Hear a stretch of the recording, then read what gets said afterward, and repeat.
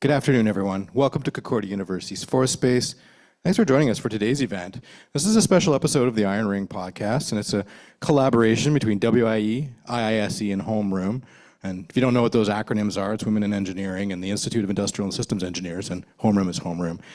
But before, we would like to begin by acknowledging that Concordia University is located on unceded Indigenous lands in Tiohtià:ke, Montreal. And we respect the continued connections with the past, the present, and the future, and our ongoing relationships with Indigenous and other peoples within the Montreal community. Here at Forest Space, we work with our university community to help mobilize knowledge, co-creating daily activities, examining research questions and projects, things happening all across the university. And we're running today's event as a live stream both to YouTube and to Zoom. And so those of you joining us there, if you have any comments or questions, just pop those into the chat. We'll do our best to read them out a little bit later on. And same for you here in the space. If you have any comments or questions, just raise your hand and we'll bring a microphone around to you so that everyone can hear. Okay, it's my pleasure now to introduce our two hosts who will introduce our special guest for today. We have Amanda Sanderson, who's the Director of Podcast with WIE, as well as a third-year Aerospace Engineering student, and Macarena Luna, who's the VP of External Affairs with IISE, and also a third-year Industrial Engineering student. Great to have you both. Thank you, and welcome back, everybody, for our 12th episode of the Iron Ring podcast. We're excited to feature our guest, Eliane Cotran, former industrial engineering student at Concordia and now VP of Commercial for Azzora. Before we begin though, I want to give a quick shout out to our sponsors at Women in Engineering. They include Intelcom Dragonfly, ABB, Behavior Interactive, Busada, Canam, Ferric, La Caisse, and Broadsign. Thank you, as always, for your continued support in making this podcast possible. And without further ado, we will begin. So, welcome, Eliane. Thank you for joining us. Thank you for having me. So I'll start with an introductory question. For listeners who may not know you yet, can you give us a quick snapshot of your journey from industrial engineering to VP of Commercial with Azzora? I don't know how quick I can be, but I will try. I graduated industrial engineering and I was in Seattle. So my love for aviation definitely grew after that. So I stuck into aviation. I went to Zodiac Aerospace. That was my first career move. And I was a manufacturing engineer. So full-on industrial engineer. And loved that. I had a huge project when I first started, which was the company was separated in 3 different buildings, and then we had to revamp all the production lines into one new building. So it was like an industrial engineer's dream, I could say, as a first project in. So I really took the reins on that one and then hit the ground running and started being a bit more of a lead, as you would say, especially with the construction that was going on, which I didn't know a lot about. It was a lot different to me. Didn't know much about construction, but I learned a lot about that. And really, it took me out of my comfort zone, but it also highlighted some parts of me that I was really curious about, and leadership skills that, I knew I had them, but I think this has accentuated them. So then I got a bit more visible to the rest of the company. As I had just started at this company, a lot more people knew who I was because I was such a leader in this big project. So I soon got promoted. So at a young age, I became a quality supervisor, which was a big job. I had 10 employees. So coming out of university after a year or two, becoming a quality supervisor with 10 employees was a lot. I definitely learned a lot, and you learn a lot about having a team, looking at your team for answers because I didn't know them all, and I had to be honest with myself about that. We worked with Bombardier products, and I did get scooped up by Bombardier. So I moved on to work for Bombardier for a few years. Worked on the C-Series, the A220, so shifted from business aviation to commercial, and got the aircraft to its first flight, entry into service, certification. It was a very, very interesting, to say the least. It's something that a lot of people wouldn't get to do. It's a brand new platform. It was a brand new platform for Bombardier, so really interesting to see. I moved on from the propulsion systems to the interiors again, and I really enjoyed that. And then took the reins on another big project, which was the emergency evacuation test. So that was a 200 people test, which is like I didn't know that much about it. I didn't know that much about the certification of the aircraft with the emergency evacuation test, which now when I walk into an aircraft, I count how many chairs there are between me and because there are so many things that I learned during that period. So again, there created a lot of visibility in the company for who I was and my leadership. So that was also great for me. And then I moved on to another, I worked still at Bombardier, but on a different level with Africa and the Middle East for all their in-service aircraft, which made me see the in-service fleet, maintenance of the aircraft. So I got my technical knowledge, and going back to the first 2 years of industrial engineering, which was a lot more mechanical engineering, had to dive into that part of it because it was very technical, which was great because I knew I needed to brush up on that. I knew I wanted to brush up on that. And then I got scooped up by a previous VP of Bombardier. He moved to another company, which was interiors of business jets. It was an Austrian company. And I started working for them. I created a big business plan to open up a facility in Fort Lauderdale. And they told me to go for it and move down and see if it works out. So luckily, during COVID, I moved down to Florida and took a leap of faith, and it was scary. Didn't know anybody, was by myself. The company wasn't there, so it's not like I had colleagues. And then I did really well, so I found a small facility for the company, took over another company and with my network, and then I opened up a 10,000 square foot facility for them, equipment, everything. So industrial engineering came back to me, having to work on what the layout would look like, which building would be better for it. And that was extremely interesting to me, especially with the industrial engineering mindset that I have and will always have. We'll talk about that probably in a bit. Yep. And then got scooped up by my current employer, the founder and CEO of our company at Azzora. His name is John Evans. It only took one dinner with a bunch of aviation people for me to be like, I would love to work for this man. And at the end of the dinner, he told me, I need a strong woman leader like you on my team.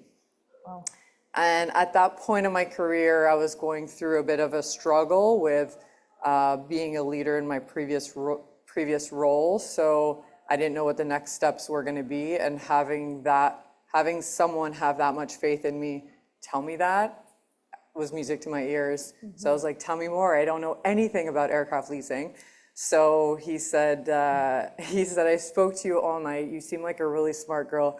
You'll pick it up. And I was like, are you sure? Like, I don't really know anything. And he said, we have 22 A220s, former C series, on our order book. Oh. And we have 4 of these of A220s are currently in our portfolio. He's like, our assets.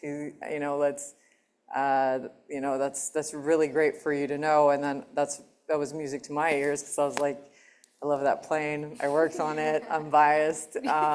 So I said, yeah, let's do it. So I met with his whole C-suite team, and they gave me an offer I can refuse. So I jumped ship, and that was probably the biggest jump in my career. Mm-hmm. And then I've been there for 3 years now. I put on different hats at the company, which I still do. I do, marketing. I do PR. I do aircraft trading. I do aircraft part outs, engine part outs. So I wear a lot of hats, but that's the funnest part of the job. Our CEO has such an entrepreneur mind, and that's something that I aspire to be like. And working for somebody that you aspire to be like is definitely where you want to be. So yeah, and then here I am. Perfect.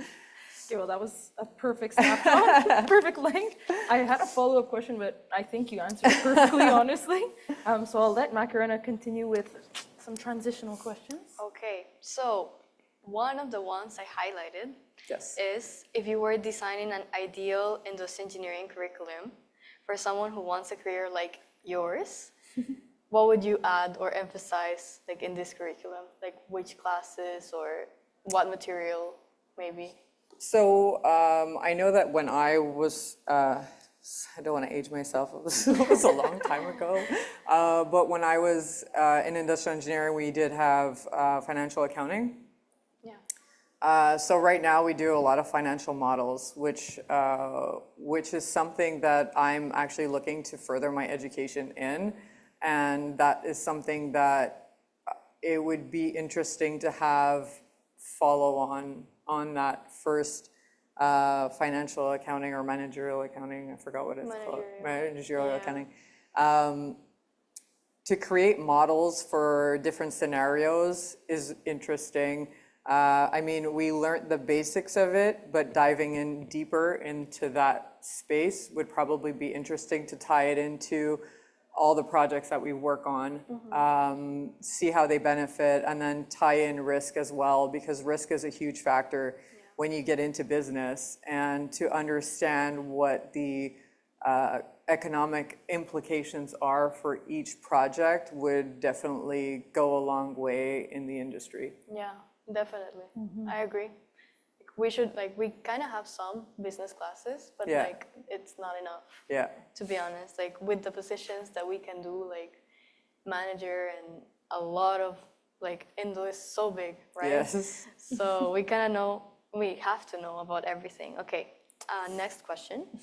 What are the industrial engineering courses you feel like now are useful in your career? So OR was one of my favorite classes. And what I have to say about industrial engineering is that it shapes how you think about a situation. So I wouldn't necessarily say it was one class versus another, even if there are some classes I definitely loved over others. And I still think about it, not because Dr. Ali's in here, but like our simulation class is one that it's not necessarily that, you know, I simulate things now. It's not about that, but it's the way you think about going about a project or tackling, you know, a solution to a problem. So, you know, when I have a problem, I break it up, or I actually create a lot of visual maps, because that makes sense in my head. So when I look at something, I'm like, this is how I plan it out. This is how it works in my head. So that makes me tackle a problem differently than maybe someone else that wasn't in industrial engineering. So I think about things a lot differently, which is why I don't think I can pinpoint one specific class. I think industrial engineering, and I boast it now to a lot of youth, because I think it's so important, because it ties in engineering, it ties in business, it ties in the way of critical thinking, and that's a piece that I don't think will ever go away. Yeah, for sure. Like we learn so many things. Oh yeah. So yeah, super important. Okay, next question. So from outside, aircraft, leasing, and commercial jobs all of them, they look very business focused, right? As someone with an industrial engineering background, in what concrete ways do you still use industrial engineering in your daily life, in your career? Right. So as I mentioned, I think it's a lot of just critical thinking. So in this space, especially coming into a space where I didn't know that much about leasing, let's say, I come into this space and okay, let's break it down. I have an airframe to part out, and the company's like, go sell this airframe. All right, sure. How do I go about it? And, you know, like when you think about a problem, you're going to break it down as to, okay, well, what are the probable solutions that I could do? What are the different avenues that I could take? How would I make this more cost effective?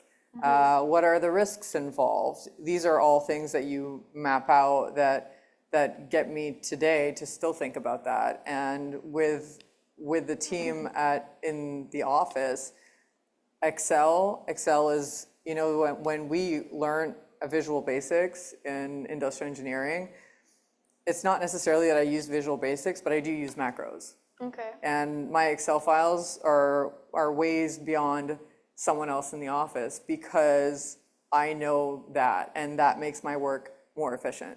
So people are like, wow, you did that Excel file in, you know, 10 minutes, whereas someone else, it would have taken them, you know, 4 hours to a day to do. And yeah, and now you could just click a button and, you know, get the answer. So I think it also makes processes a lot quicker and a lot better and more efficient when you're working.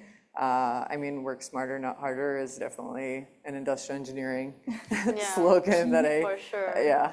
Okay. If I could cut in here. Yeah. So we're talking a lot about technical skills, things that you learned in industrial engineering, how you applied them.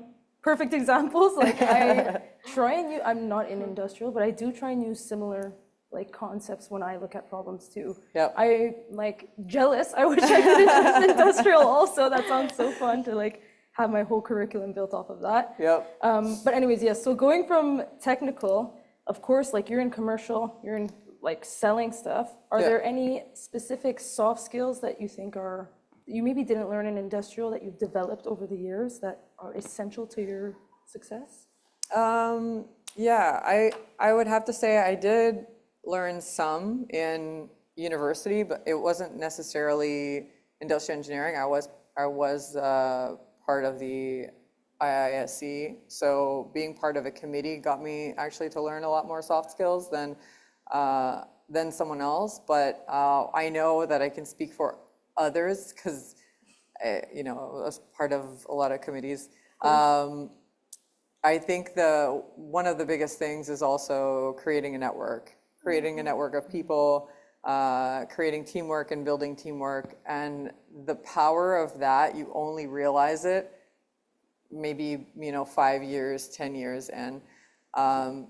When I got new positions, got new jobs, got new mentors, it wasn't because of, well, it was because of my knowledge, but it was also because of the people I know that gave me the opportunity because they knew that I could do it. Okay. So it's people that believed in me more than I believed in myself, but it's because of the network that I grew for myself. So building a network for yourself is super important.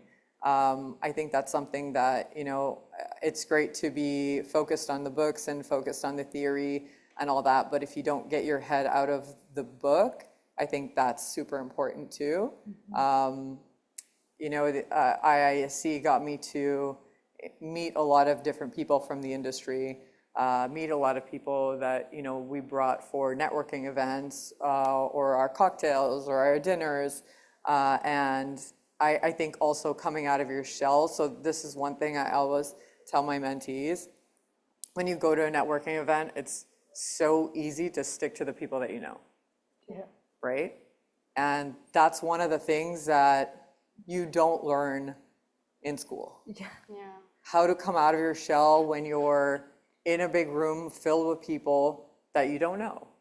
And that's one of the things that I've learned through my career how to do. And one of the biggest points that I could say is confidence stands out more than anything. And I'll speak on it as a woman in the industry, because it's really hard when you walk into a room filled with men and you don't know a single person and you're like, okay, intimidating, absolutely. Yeah. So what do? Do you just go to that one person that you know, or do you put yourself out there? So what I always say, and I've said it a few times in the past, and I really believe that. So when I'm at a networking event and someone comes to me, and says, you know, I've been really wanting to meet you, or hi, you know, I just wanted to introduce myself, I'm new, you know, I just want to introduce myself. How am I receiving that? I'm obviously going to receive that with open arms. You're never going to shy away from somebody that's going to approach you nicely, like politely. I'm never going to shy away from someone like, oh, no, absolutely. Oh, you're new? Amazing. Let me introduce you to people. And that's something that I've learned. You always have to put yourself in that situation. If I'm receiving that person, I would love to. So let me go and introduce myself. What's the worst that can happen? At a networking event, people expect it. And it's actually looked at so much nicer because you're like, wow, that person had the confidence, the courage to come speak to us. And, you know, and I always take, if someone comes to me during a networking event like that, I always take time and, you know, introduce them to a few other people just in case. I love connecting dots. I love connecting people together. So that's one thing that, confidence is one thing that you don't gain in school. That's something that you gain outside of school. That's work that you have to do by yourself. When I graduated university, I can't say that I was super confident when I got out, and that's being a woman, right? It's super hard. I was also a health and fitness coach for so long, and I realized how they tie into each other because when you're a health and fitness coach, why do people want to lose weight? Why do people want to look good? To gain confidence. Exactly. It's not necessarily about those 10 pounds. That has nothing to do with those 10 pounds. It has something to do with when they look in the mirror, they really want to be proud of what they look at, right? They want to be confident when they walk in a room. It's the same thing when you walk into a networking event, when you walk into a big meeting. It's the same thing as how you hold yourself, how you walk into the meeting, and you're really confident in yourself. And that gets developed over time. I had to read a lot of like these self-help books, you know, The Power of Vulnerability.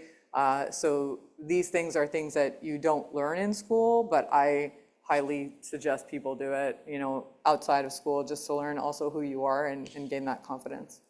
That was an excellent answer, honestly. Like, wow, exactly what I was looking for. And I always wonder about those self-help books. Like, I'm like, should I read that or not? Or like, Yes. yes, read them. Okay, I have a few on my bookshelf. But. So I could talk about those for days too. I have so many, but there are a lot that, you know, at the beginning I read them and I'm like, I don't need self-help. Like, exactly. you know, and that's like fully guilty on that. And the more and more I read them, the more some authors write, and it's fun. Like they write in a fun way that makes you want to keep reading, and you start to relate to it. Like, Exactly. I mean, everyone's heard of Let Them. It's the big one out, right? You know, it's been out since January, and it's big, and everyone keeps talking about Mel Robbins. And you read her book, and it's just relatable. You know, she was talking about someone like in the plane, and they're coughing, and she keeps staring at them, and she's like, staring at them is not going to make them stop, you know? Person's coughing. Yeah. So it's like you have to change your environment, and she keeps saying let them, and it sounds so much easier, like it sounds right. Let them be them, but it's really a lot harder than that when you put things in play. But it's so relatable, and it's really nice to read things sometimes because you're like, I'm not the only one. I'm not the only one that thinks like that. I'm normal for thinking like that. Same as Brene Brown. If you can read Brene Brown's things, she's amazing. The Power of Vulnerability. I have for a long time thought being vulnerable is a weakness. Obviously, my dad raised us. We're 3 girls, and my dad raised us. You know, got to be like strong and powerful and all that, and you know, don't cry and all. So it's like being vulnerable to me. I was like, oh no, I don't want to do that. But then you realize like that's a strength. That's a real strength to be vulnerable with people. It's a real power. So I do think that those books also make you see who you really are too, and what ticks you and what doesn't, and that only makes you grow. If you know your weaknesses and you're super honest with yourself, that can only make you grow and go one way. Okay, I wanted to let Macarena say our next question, but I wanted to touch on what you said because I feel like that's completely true.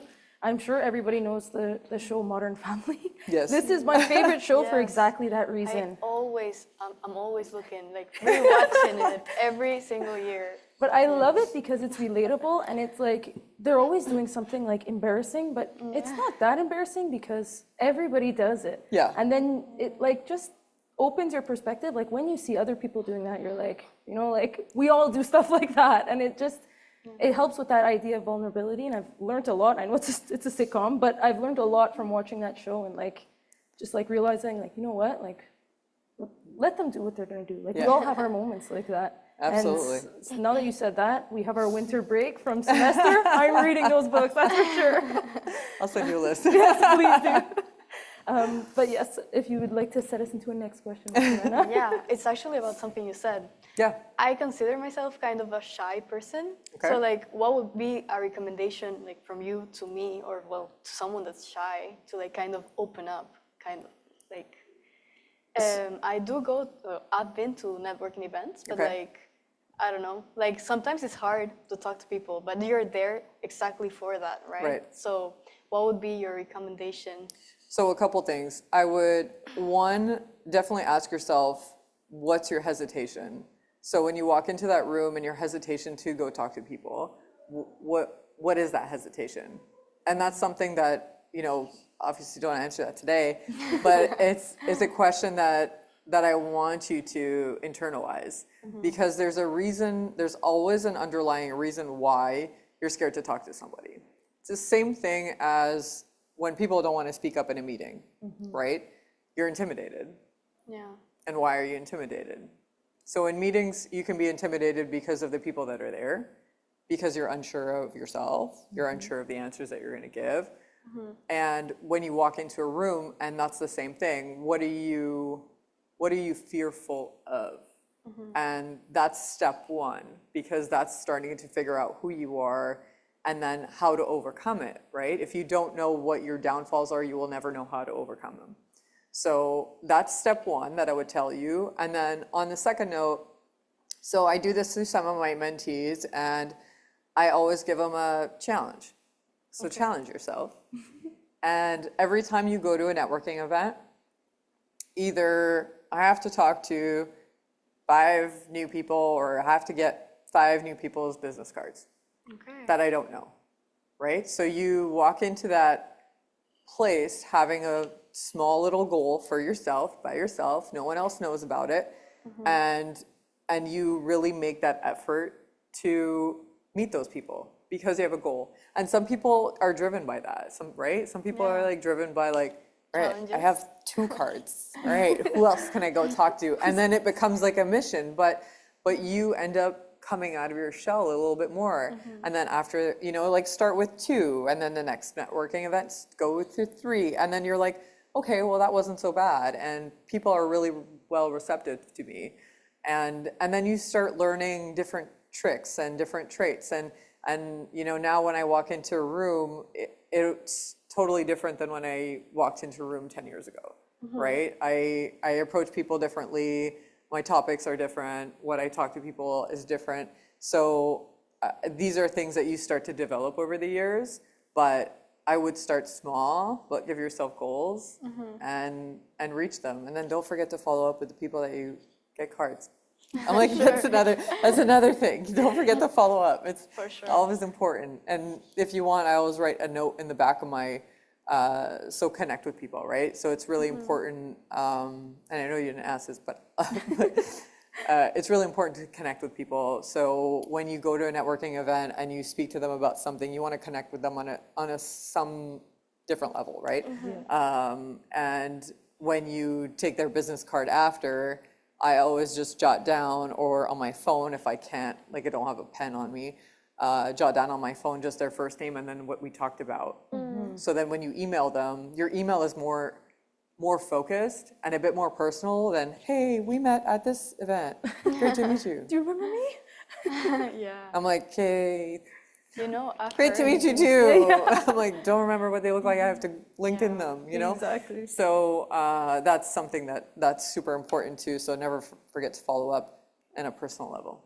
That's a great advice. Actually, someone has told me that when you meet someone, it's good to like kind of course, note the name, then kind of a little joke Yes. and what you thought like talked about. Yeah. So that way they can remember you. Yes. Like, and you can remember them, of course, but like they can remember you when you connect to them. Like, oh, you remember I said this? Yes, exactly. Yeah. Exactly. I don't know. Someone told me that, and I thought it was very interesting. I've Have never you used it? No. But maybe next time. Maybe next time. But Next time. for sure, it's a great advice. Like Yeah. going with little challenges, like 2 people, and then 5, and then Yeah. the whole room, if you can. And if you're going in there with colleagues and friends, challenge each other. Yeah. That's a good Right? Competition. Yeah, absolutely. Challenge each other, and don't talk to the same people. Exactly. But challenge each other and have that go on, and then you guys are building yourselves, but then making it fun at the same time. And if I had to comment on that too, something I will always, it doesn't matter what I'm feeling, I'll always be like, what's the worst case scenario? Like, Exactly. what could possibly go so wrong that it's going to affect my life? Nothing. No. So just do what you want to do. And then Yeah. there's usually never a serious worst case scenario, right? I swear, like sometimes before, when I was younger, not from here, I'm Peruvian. So I used to walk in the street, and of course I was like young, so I was very immature. And when I used to walk in the street, I was like, oh my God, what if I do something that's gonna be embarrassing? And someone starts like see what I'm doing. But then now, when I'm walking in the street, like going to school and all of that, I'm literally like, I don't know if you know Shakira. Yeah. But I'm singing out loud, like Shakira songs, like all the way to school. Exactly. And what's the Because, worst case like, scenario? Somebody what's thinks you like gonna Shakira? Yeah. There's no I big do. deal. Someone starts singing Yeah. with you. Yeah, exactly. That's Best the to best move. case, I don't yeah. know. Yeah. So like, what's the big deal exactly? Exactly. Absolutely. Well, okay. Next question. Yes. What would be your key recommendation for a 4th-year student that wants like a career, like? Okay, let me phrase this better. So they have all the technical mindset, right? Because they just studied all their career in industrial engineering, and they say, I'd like something more business related, or I want to make my own company or something. Like, what would be your advice towards something like that? Like, I don't know if you understand my question. Yeah, no, it's a good question. I would say, for one, be fearless, for sure. I mean, building up your own company, many entrepreneurs that I know, successful ones, are risk takers, and they're fearless. So definitely being fearless and going towards what you love is important. But another thing that I would say is that no one's career is linear. So you don't have to have, and this is one thing that got a lot of us in our 4th year super nervous when we were doing our capstone. Of course. What do I want to do? Yeah. And it's okay not to know. It is so okay, because what you're going to do next is not going to be what you're going to do for the rest of your life. That is so true. And it's okay to deviate. It's okay to change. It's okay to modify. A career path is not always going to be a straight line. And you know what? It shouldn't be. Because if it is a straight line, then I don't think you're getting challenged enough. And when you do have these obstacles, that's what's going to get you to take the next step, or take that risk, or make a different career move like I did. And these are things that help you grow. So my biggest thing for 4th years is, if you don't know what you want to do, it's okay.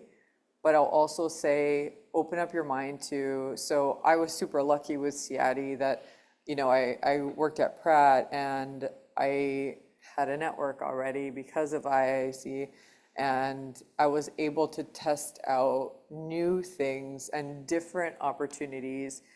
So take these internships.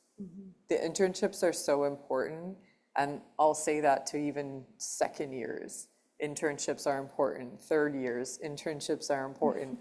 because you might go into something. I worked at Pratt as an internship, and I worked in R&D behind my computer. Absolutely not. That is not where I should be. That is not what I like doing. But then when I graduated and they offered me a job, I was like, no, thank you, but absolutely not. I already knew that that was not what I wanted to do, and I'll wait for whatever is going to come next, because I knew that I didn't want to be behind my computer. So I would also say, test things out, try things out, speak to people. And I know that people would be open to, having a discussion about what they do. A lot of industrial engineers that I still, work with, we are in such different fields that, create a fourth year alumni cocktail and have all old industrial engineer alumni come in, and then I'll test you how many people you speak to by the end of the night. But that's one thing that we did that a lot. We did that, I think, 4 times a year when I was in industrial engineering, and that helped so much because the people that were there, I was talking to them about the different fields that they were in. And, I've been graduated for 15 years now, and I've been through a lot. I've, seen a lot. I have a lot of contacts, and those are the people that you want to know. And then you can find out, oh, that sounds really interesting. That sounds like a job that I would want to do when I graduate. Okay, maybe I see a direction there, So networking, again, is back to networking. It's always networking. It's back to networking. That's the answer to everything. Not everything, but it's a big one. It's definitely a big one. And I feel like students, like, this uncertainty, they come from like, oh, like, I don't know who I am, like, I don't know, but Yeah. I feel like it's really, they don't know what the options are. Because like Yeah. you said, once you try the options, once you know what they entail, then you're like, hey, that's not what I want to do. Yeah. I feel like we often are like, I don't know who I am because of that. Like, I know I do that. I mean, at 22, 23, you might not know who you are. Exactly. You're still super young, right? There's still so much growth to do, personally, professionally, and all that. So how do you mark the next job to be the rest of your life? Like you won't. And work on yourself, work on finding out who you are, which is an important task that you don't learn in school. But also be true to yourself as well. Like I thought when I graduated, I was like, all right, well, I graduated industrial engineering, so I'm going to be a manufacturing engineer, and I'm going to get my Six Sigma belt, and I'm going to be working on lean. And then someone pointed me in a different direction, and I went into quality, and I was like, okay, well, I can actually use my knowledge to quality, because why did this thing come out, with bad quality? And then I started going in, and I was like, okay, so it's not necessarily that I need to follow the rules of, of what we thought was the guideline. Yeah. It's not necessarily that. It's a bit deviating, but yet, again, back to some of your first questions, my mindset that industrial engineering did shaped me to think differently, that I became a really good quality supervisor because I saw the problems come out and I wanted to dive into them differently than someone else would. So I fixed a lot of the problems because of that. And then I was like, cost of poor quality. I was like, all right, we're going somewhere. And these are things that, you learn as you go and as you grow. And I mean, I shifted so many times, but it was that curve that got me to where I am today. So Exactly. and it's not ending. Well, I don't really know what I want to do after I graduate. Like, I'm finishing my 3rd year, and I was talking to a friend, and I'm like, what am I gonna do? Like, what is it? And he's like, it's okay, like, we'll figure it out later. We don't even have a capstone project, so we have to figure that first, and then go to what you want to do in your life. I'm like, yeah.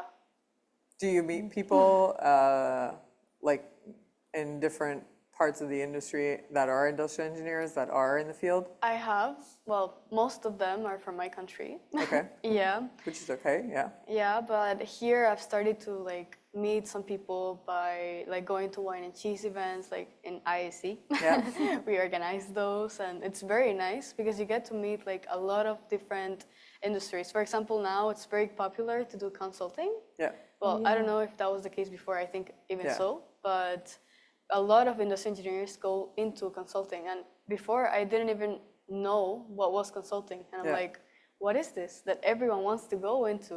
Yeah. So kind of like spoke with some companies to see like what is consulting and kind of learn a little bit about it to see like if I'm interested or maybe, I don't know, if I say, oh, I don't like this, but maybe in the future I'm gonna end up doing it and Right. maybe if I learn more about it, I'm gonna like it. Are you in your So, third year now?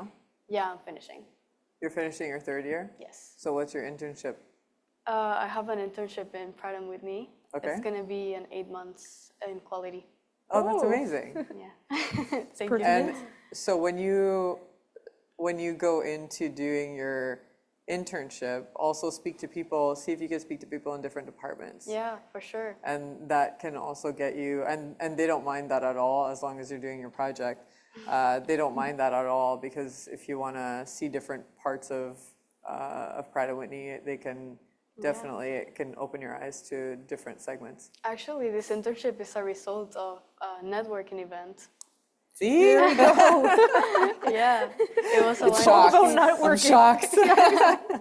wine and cheese like 2 years ago when I was a first year looking Amazing. for my first internship.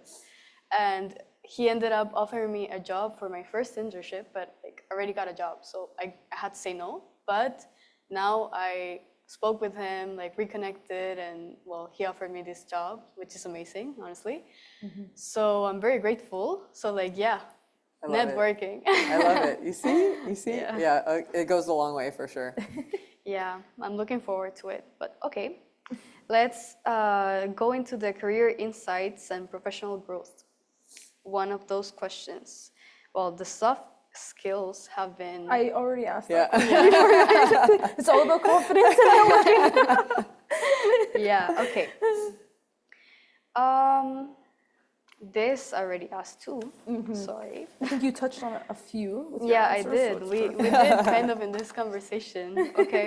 What if you want to go into the women in engineering? Yeah, we could talk questions? about your gender and what role it's had in. I know you touched about it a lot in your journey. Yeah. Okay, yeah. Looking at your student days, what do you wish you had known as a woman in engineering? And what advice would you give to young women specifically entering, well, it says aviation, but any sector today? So the one thing that I could say is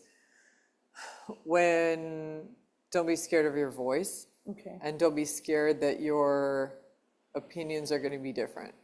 So that's one thing that I've noticed as I go through my career, that women have a different mindset, a different mind, different perspective on things, which I initially was scared of because, you sit around that table and you have a different opinion and you're scared to share it because no one else on that table, other men, don't necessarily have the same opinion. But I always shied away from saying what I thought because I was like, well, no one else has the same opinion or the same perspective. And the more and more I started speaking up in these meetings, the more and more I realized that it's just a different perspective that I look at a problem or anything that we discuss, but that's a power tool because you think differently. And I always thought it was a negative point, but it actually turned into a really strong point. So that's one thing that I would say is like, don't be shy of your own opinion and your own words because usually, more than likely, it will be received properly. So depending on how you speak in a meeting too goes a long way, right? So if you're shy away from your voice is a little cracky, or you don't speak as loud, people will perceive that a little bit differently, right? In a meeting setting. But if you're strong, confident, and really are know and stand behind what you're saying, people will receive that a lot differently. So I think that's one of the things that I'll say from a woman perspective is something that we shy away from. And another point on that same point is when you're in that meeting, I've said this so much and it's so true, but how many thoughts go into your head before you say something? Buff. No, but Yeah. A never ending. Yeah. for men in the room, they don't have the same thought process Exactly. as a woman. Yeah.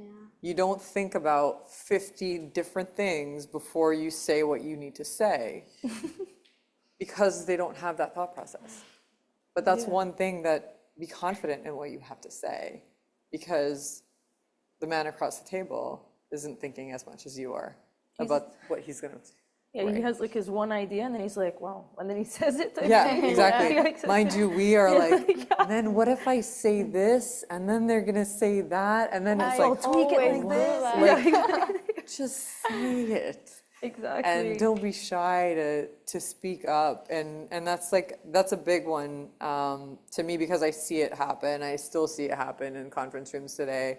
And I always, if I'm in a meeting and I know someone is more shy but super smart, I always poke at them lightly, like, what do you think? And if you have stronger men in the room, so I've had male mentors and women mentors, and I really like having a male mentor because you get to see their mindset and you get to understand their mindset, but also the stronger ones really like it because they get to understand yours. And they're like, I never thought you guys thought that way. I never thought that was something that you guys second guessed. And when they're in a meeting, they're more mindful of it as well. So if they see someone that's a bit more less vocal, they will, help them start speaking a bit more, which is always really nice. But you're not always that lucky to have someone in the room that will be your advocate. So that's definitely one of them. But just like, yeah, exactly. So it's not really about your perspective. Like you said, having a wide perspective is a strength. It's also just like making sure it comes off like well. Yes. Like you're not overthinking how you're saying it. Like who cares? It's Yeah. the idea itself. Absolutely. Technically? Okay. And so another one that I'm going to touch on is, so right now when I walk into a room, so my mindset has shifted a lot. And we talk about women in aviation, women in any, male-dominated industry, really. Yeah. Talk about that a lot, and I've heard about it a lot, and it is still a thing, and I'm not going to say it's not. It's still there. I still feel it. But the one thing that I'm going to say is my mindset also shifted. Okay. So when I walk into a room now filled with people, they're filled with minds. To me, they're not filled with genders. And that changes your mindset and your perspective so much, because when I walk into a room, there's technical, there's finance, there's this, there's that. It's not, there's men. And that changes your mindset completely, because you're not thinking that much about you being the only woman or you being whatever. And it's the same thing walking to a networking event. Walk into a room filled with men all the time, and I don't look at genders as much as I used to. So it's also one thing that we do have to try to work on as women is stop looking at how many men are at the table and look at them differently. I look at minds, I look at skill, and I look at teamwork, and that's really how you should look at things, and that's how most people should look at things, whether it's a woman at the table or not. And I've always said this, and I think I put it in one of my interviews, was I don't shy away from wearing my high heels and my dresses every day because As you should. that's how I like to dress. So why am I going to dress differently because I'm going to get looked at differently? No. I'm going to sit down at that table and I'm going to talk and you're going to know who I am. Yeah, exactly. You're gonna listen to what's in Doesn't matter here. whether I'm wearing heels and a dress. Yeah. So that's definitely super important for women at a younger age in, you know, male-dominated industries to start thinking in a different way, in a different mindset of who's around the table rather than genders. Okay, well, that's a super good perspective. We've had a few guests on here, and I've yet to hear that, so that's super insightful. I think we only have a few minutes left, so I wanted to open up questions to the audience in case anybody had any questions on any of the topics. Yes?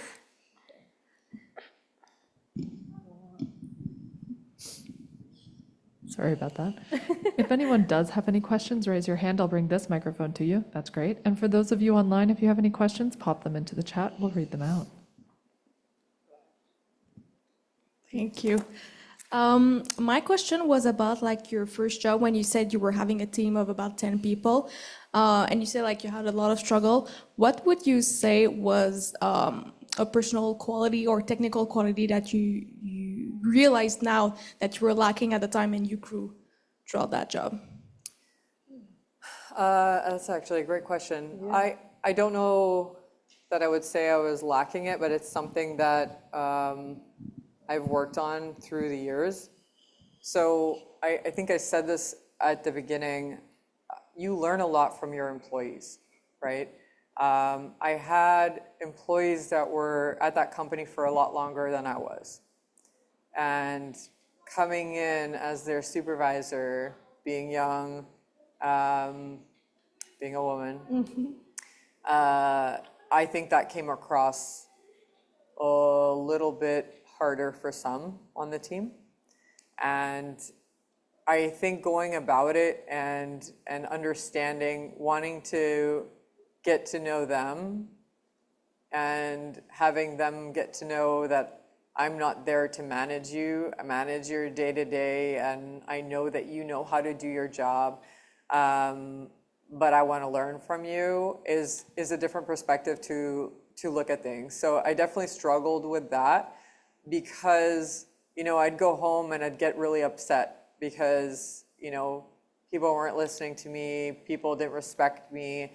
And now moving on in my career, I would obviously come in a different way.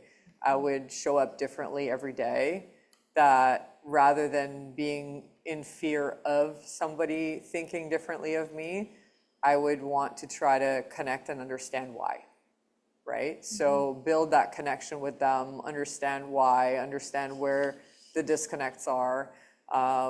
So that's definitely one point that as I grow, I don't know that I would have been able to do that at that point in time.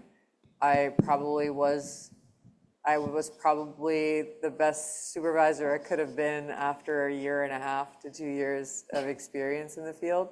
Mm-hmm. These are things that you really learn as you go, but it's never a personal attack to you. When somebody in your team is upset, it's never that, and I internalized a lot of it, and now looking back on it, it's more of their journey, right? So turning it around and understanding that this isn't about me and it's just a self-reflection of them would make me probably look at it differently and speak to them a lot differently. Wow, that gave me goosebumps. That was really, I really like that. It's true. Was there any questions from online or any other? We're not seeing any questions online, but we have one here. Okay, nice. Oh no. Hi, Ali. Thanks for coming to university once again after so many years. Great to see you here. I mean, your experience you share with us is really great, and many positive things happened in your life you mentioned. Was there anything when you look at the past that you would have done differently? Do you recall any of those things? Maybe it will help the students as well. Yeah, I would have paid attention more in classes. No, I think at this point, I'll always say no regrets. I'm really happy with the path that I've taken. If there are advices that I would give to, I say if there was an advice I'd give to my younger self in university, would be to explore who I am and what I like better in university rather than learn it as I go. I feel like I probably flourished in my career maybe after 7 years, and that's where my career took off. So there was a period of time where I was still trying to figure me out, and that's also okay. But I would definitely say to my younger self, don't be scared to figure you out. I was always in the mindset that I know who I am, this is who I am and this is what I like, and it's the stubborn university mindset, and I think that that's just the way it goes. And as much as I will tell university students to dive into who you are, figure out who you are, develop your self-confidence, build yourself up, meet people, get out of your comfort zone, I can say that time and time again, but it's really probably experience that will get you to grow and realize these things as you go, which is what I did. And yeah, it took me 7 years, but yeah, I think that's just the path that it had to take. So if someone else can do it quicker, please do. I think that concludes questions from the audience. And our episode 2, unless Macarena, you had any additional questions or you had any additional insights? No, I think we've covered it all. Yeah, I think so. Like, it was a very, very complete conversation. Honestly. Very great advice. I'll try that.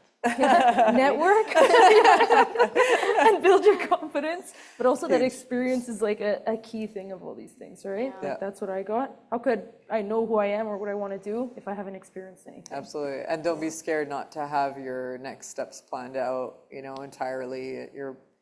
Your life shifts, personal life, things change, and next thing you know, you're in Florida. And Exactly. During the pandemic too, like. During the pandemic, yeah. At least, like, good weather. Yeah. Very good. Oh, yeah.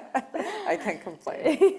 Maybe if I had like one last question, Yeah. as an advice for students that are not like taking any internships, like, would you definitely say to them, take an internship, like work, or not really? Like, do you feel like it's essential in your career, like in university, to do an internship before you graduate to like start on in your career, or do you feel like maybe it's up to you?